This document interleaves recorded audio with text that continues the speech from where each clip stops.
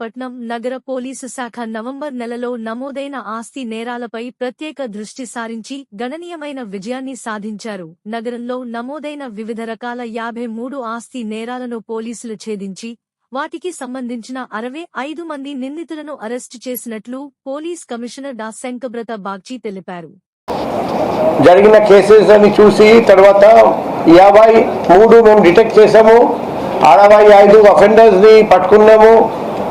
బంగారం 355.24 గ్రాములు, వెండి 2164.42 గ్రాములు, క్యాష్ 2,26,320 రూపాయలు, motor cycle 5, mobile phone 509, camera lens తో కూడిన కెమెరా 2 ల్యాప్టాప్, 27 ఆవులు, టోటల్ 1,97,550 రూపాయలు విలువైన ప్రాపర్టీస్ రికవర్ చేయడం జరిగింది.